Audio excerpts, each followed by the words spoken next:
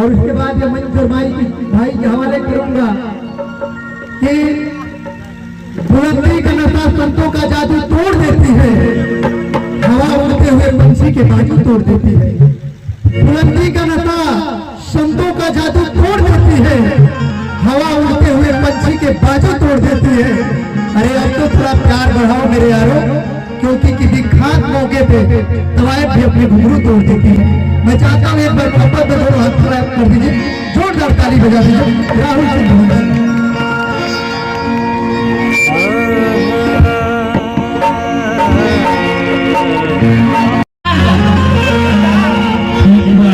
Energy में नहीं खेले खाता राजा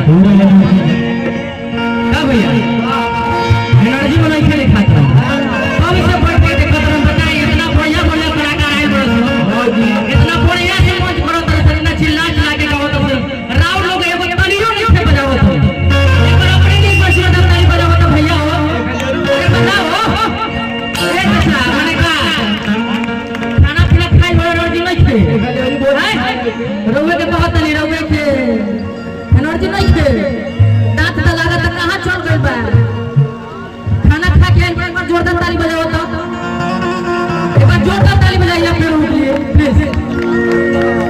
देखिए क्या होता है ना, एक कलाकार को सबसे पहले सभी का सपोर्ट और सभी का साथ का जरूरत होता है, ठीक है। देखिए हमें सब ऊपर से लेकर सीख के आए सब केहू के जीवन भर सीखने के बाद हमने वो चाहे कोई भी बड़ा कलाकार हो भोजपुरी इंडस्ट्री की केहू भी कलाकार हो सब केहू के सीखने के बाद और सीखी तभी है जब तक आप लोगों की सपोर्ट ना मिले।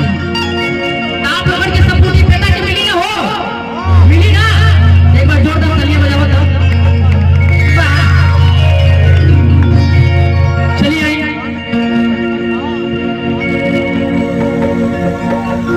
समय की बहुत बड़ा अभाव है भैया, बहुत बड़ा कलाकार आज बड़े यहाँ और हमारे भैया आशुतोष भैया आज बड़े जिनका पूरा भोजपुरी पिता पूरा भोजपुरी इंडस्ट्री में जो भी हम रात रात में भैया की स्टेज पर देखते हैं भैया इतना सीखत नहीं हमरा के जीवन भर सीखे के बड़ा अच्छा लगेला। आज कभी हम यूट्यूब पे देखते रहे, आज लोगों के सामने से देखते हैं भैया के भी सामने देखते हैं भैया देखते हैं सब दोनों राजा के एकदम डुप्लीकेट पर राउत ठोका के जब ठोका मारे राउत ठोका के बाद दीवाना हो गए भैया वो की बड़ी साफ में तो चलिए आए समय की बहुत बड़ा अभाव बा। सबसे पहले अपना परिचय दे कि हम भोजपुरी सिंगर राहुल चंद्रवंशी, जिला हमारा पटना पड़ेला, गांव हमारा बालकुंडी पड़ेला।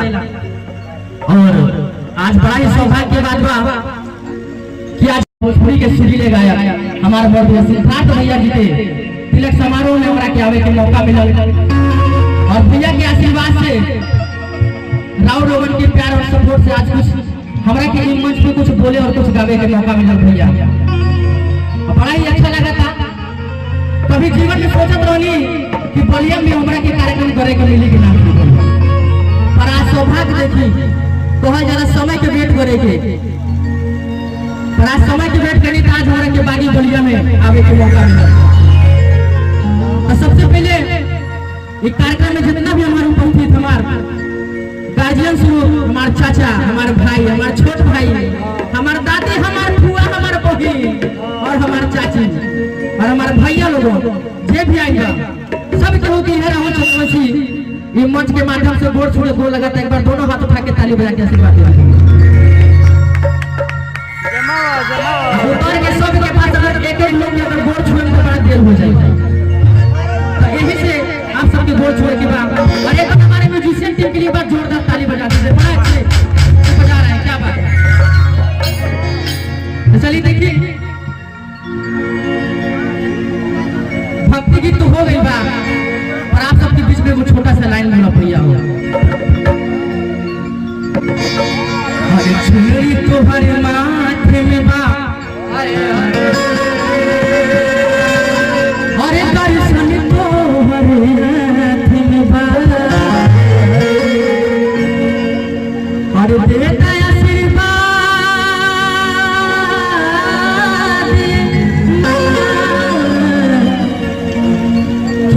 बोलिया मेरा भूलबा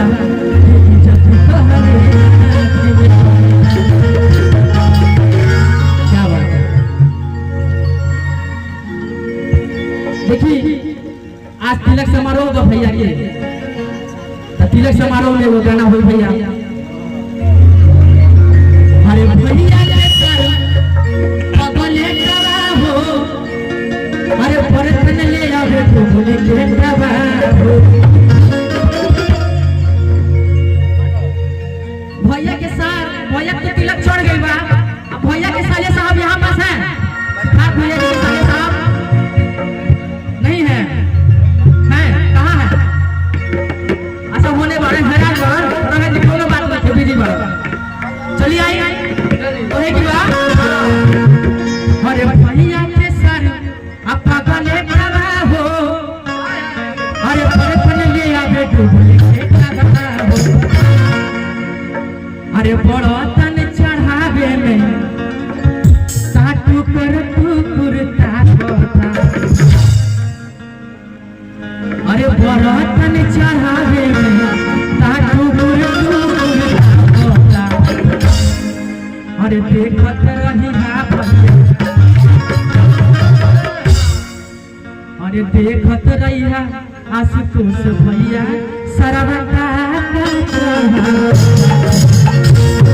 ध्यान देवे के तिलक के माहौल बा भाई। ध्यान देवे के ना का चढ़ी को कुछ नहीं के पता लेके कहता 1 2 3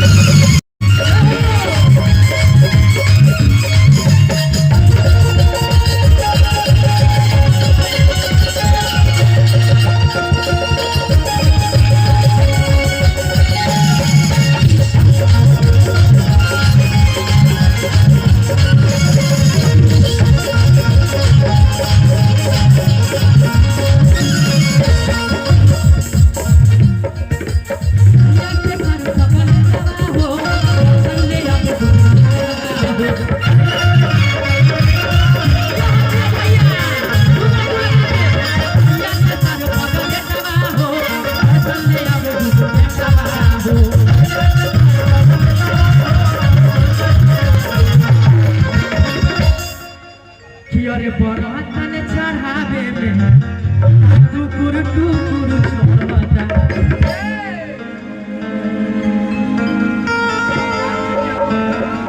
रामजी यादव जी भैया की तरफ से 50 रुपया के पुरस्कार एवं सम्मान। माता रानी जी का आशीर्वाद तारा ऊपर खूब ऐसे बरसत रहो। भैया जी की तरफ से सुल्तानपुर प्रधान भैया जी की तरफ से 50 रुपया के पुरस्कार एवं सम्मान। 50 रुपया पुरस्कार आए था। माता रानी जी की कृपा से दो आप ऐसे ही बरसते रहो। और 50 रुपया ना भी हमारे पास 500 रुपया लेके आए भैया, तभी अपना काका। चलिए तो भैया जी की कृपा जोरदार ताली बजा दीजिए। अरे महाराज का हो गइल बा, देखिए हमार माई फुआ हमार पीछे बैठल बड़ी। ए माई एक जोरदार ताली बजाओ, बजाओ ना हो। माने तिलक में आइल बड़ा खाना ना खा के आइल बा। बताए इतना बढ़िया व्यवस्था भइल बा, आ केहू के अंदर एनर्जी नहीं के लोग बता का कहल जाओ भैया। चलिए आई कहे के बा। अरे भैया के सर बगल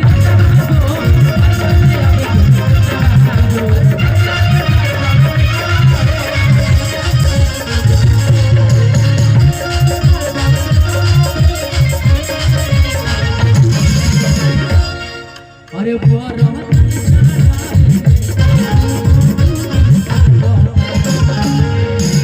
देखत रही हा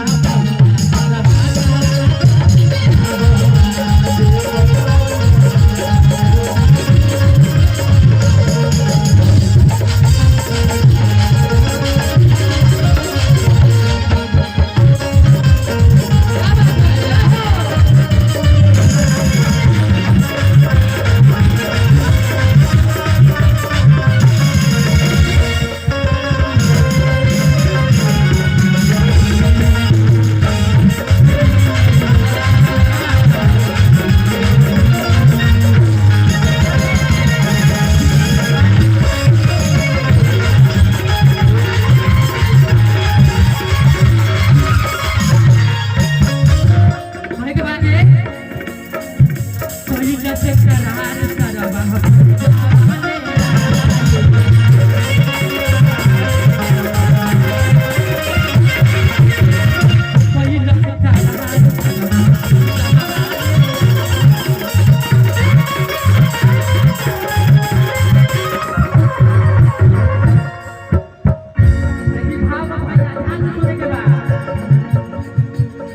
अरे कैला से करार सरबा अब जवाने आइबू अब कूलर ले आके तोहरा आंगन में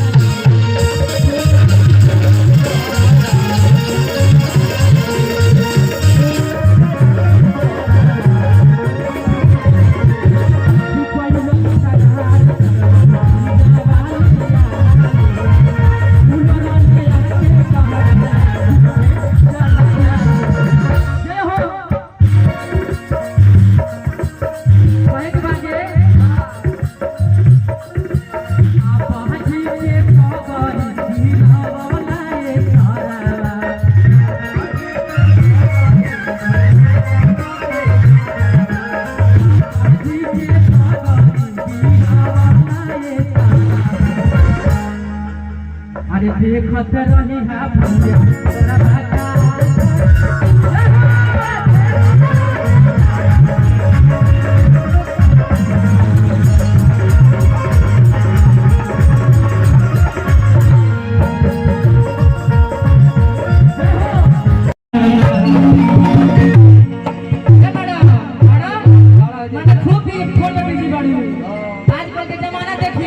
इंसान का दूसरा साथी फोन हो गई बा नाराज बाबू का ए भाई हम तो डरा गए ओ दीदी दीदी क्या पता चल रहा है ना आई एक बार जोरदार ताली बजा दीजिए हमारे प्यारे प्यारे आर्टिस्ट के लिए। आप लोग यार ताली नहीं बजाते हैं तभी रहते हैं, ताली बजाइए प्लीज यार। देखो हम चाहे भैया हम चाहे तुम्हारे पर भी सिद्धार्थ भैया पर मंच पे आवे भैया आई ना भैया एक बार हमारा सिद्धार्थ भैया खातिर का जोरदार ताली बजा देता। देखिए ये जो सुतल बा सब केहू के भी जगह हो, सब केहू के जगह रुकी